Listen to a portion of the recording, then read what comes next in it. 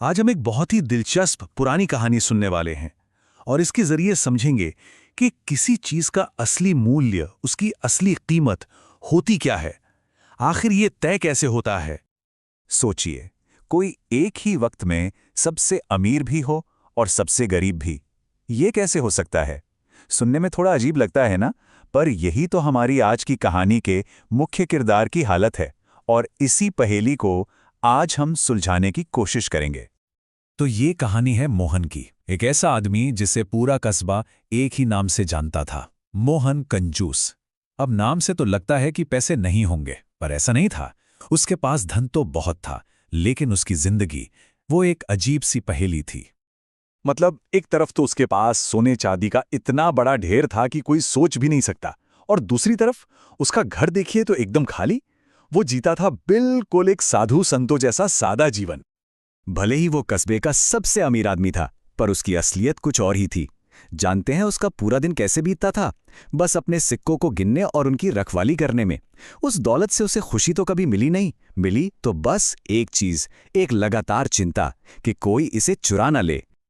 और बस इसी डर ने मोहन से एक ऐसा काम करवाया जिसने उसकी दौलत और उसके बीच के रिश्ते को हमेशा हमेशा के लिए बदल कर रख दिया। अब देखिए, डर जब इंसान पर हावी होता है तो वो कुछ भी कर सकता है। मोहन को भी यही लगा कि अपनी दौलत को बचाने का बस एक ही तरीका है, उसे छुपा दो।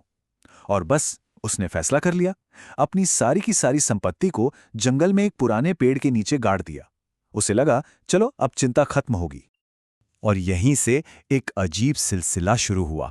हर रात मोहन चुपके से उस जगह पर जाता, बस उस जगह को देखता जहां उसका खजाना गड़ा था, और उसे देखकर एक अजीब सी शांति महसूस करता था। कमाल की बात है ना, सुकून उस दौलत से मिल रहा था जिसे वो कभी इस्तेमाल ही नहीं करता था। लेकिन कहानी में एक मोड़ आना अभी बाकी था। मोहन का जो सबसे बड़ा डर था ना, वो अब सच होने वाला था। अब रोज रोज रात को एक ही जगह जाने की उसकी ये आदत किसी की नजर में आ गई। एक शाम किसी ने उसे छिपकर देख लिया, और बस अगले दिन जब मोहन वहां पहुंचा तो खजाना गायब था। मतलब उसकी अपनी ही आदत उसके इतने बड़े नुकसान की वजह बन गई। जब मोहन को चोरी का पता चला तो बस समझ लीजिए वो टूट गया, एकदम हताश। उसे लगा कि अब उसके पास एक खाली गड्ढे के सिवा कुछ नहीं बचा। पर क्या ये सच था? कहानी का सबसे जरूरी सबक तो यहीं से शुरू होता है। अपनी इसी निराशा में मोहन अपने एक पड़ोसी के पास गया, और उन दोनों के बीच हुई एक बहुत ही मामूली सी बातचीत में एक ऐसी गहरी सच्चाई सामने आई जिसने मोहन का सोचने का तरीका ही बदल दिया। तो अब एक सवाल उठता है, सोचने वाली बात है कि मोहन ने अपना खजाना असल में खोया कब? जिस दिन वो चोरी हुआ उस दिन, या फिर नुकसान तो बहुत पहले ही हो चुका था? इस सवाल का जवाब उसके पड़ोसी ने दिया, और उसका जवाब ही इस पूरी कहानी का सार है। पड़ोसी ने कहा, तुम्हारा खजाना तो उसी दिन खो गया था जिस दिन तुमने उसे जमीन में गाड़ दिया था। असली नुकसान चोरी वाले दिन हुआ ही नहीं। पड़ोसी की बात बहुत सीधी और गहरी थी।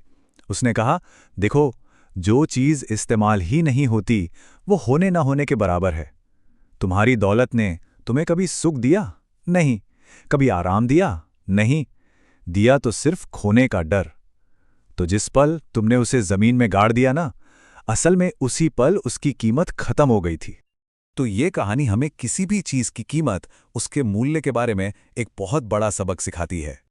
मूल्य यानी वैल्यू का असली मतलब क्या है? किसी चीज की उपयोगिता, मतलब वो हमारे कितने काम आ रही है।